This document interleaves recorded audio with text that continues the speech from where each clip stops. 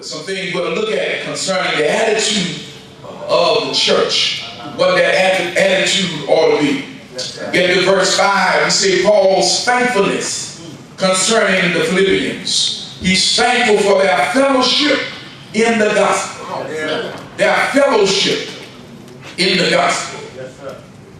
You know, sometimes what we call fellowship is not always the kind of fellowship that he's really talking about. Yes, sir. But it's about a relationship.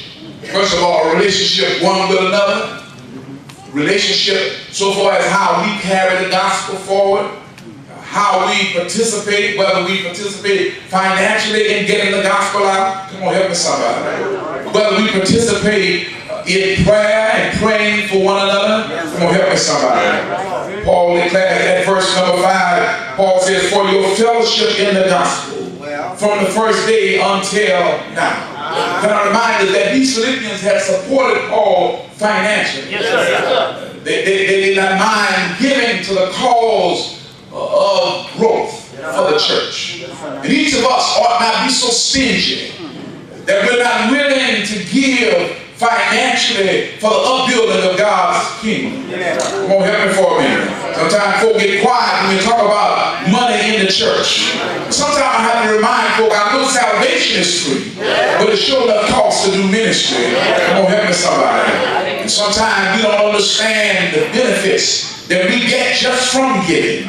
Those Philippians, they too were able to share in joy, even because of their giving. That's why Jesus said it is more blessed to give, y'all can help me for a minute, than to receive.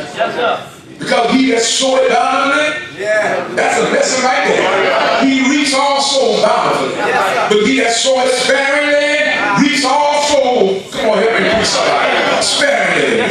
We understand that when we give, God gives unto us. I have to agree with the songwriter that said the more you give, the more he gives to you.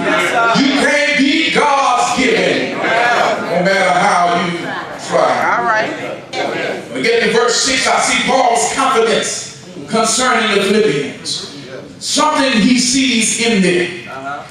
There is something that he can see, and I believe that as believers, folk ought to be able to see something in us whereby they can have confidence as to where we really stand. See, some folk it's hard to tell where they stand. Some folk it's hard to tell whether they are really saved. Come on, help me somebody. But Paul has a certain confidence concerning these believers who are over there in Philippi. Paul's confidence is that the work that God begun in them, that he's going to bring it to fruition. That the work that God has begun in them, that he's going to complete it. Let me read verse 6 for us. Verse 6 says, being confident of this very thing, that he which has begun a good work in you will perform it until the day of Jesus Christ. One day he began a work of salvation in us. Let me say that again. One day he began the work of salvation in us. Can I tell you, you can walk in confidence when he begins a work. Oh, I wish I had it. All right. Then he's going to finish what he starts. Anybody know we got a God who finishes what he starts? He said, I'm Alpha and Omega. Look, he's the first and the last.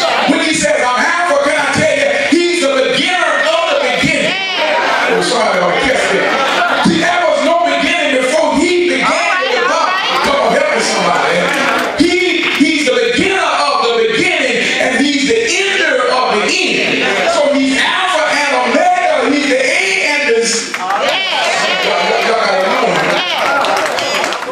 What he starts, he finishes. He finishes what he starts.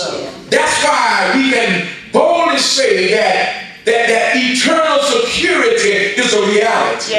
When I say eternal security, let me just say it the other way. That some people don't like me to say it this way. But once saved, always saved. You can't take my salvation. Once he started to work in me, look, he's not weak. What he did on the cross is lasting. It would be a strange thing if he had to keep going back to the cross every time I messed up. Come on, help me somebody? If he would have to be crucified over and over again, every time we messed up, he might as well stay on the cross. Come on, help me somebody. We are saved. And we're saved for good. I want somebody to catch that. Now, I don't think that's a license to sin. Because some folks say, well, once saved, always saved, then I can do what I want to do. That's not right. Amen, somebody. Paul asked the question in Romans 6. He said, shall we continue in sin that grace may abound? In other words, can we continue to sin because of grace? And Paul answers his own question. Paul says, God forbid. In other words, no. You cannot continue to do wrong. You cannot continue in sin. You cannot continue to do the wrong thing. You have to have a mindset that you're going to live for Jesus. I wish I had help right now. Oh, can I tell you, I'll give you another song like that said, I got a mind to live for Jesus.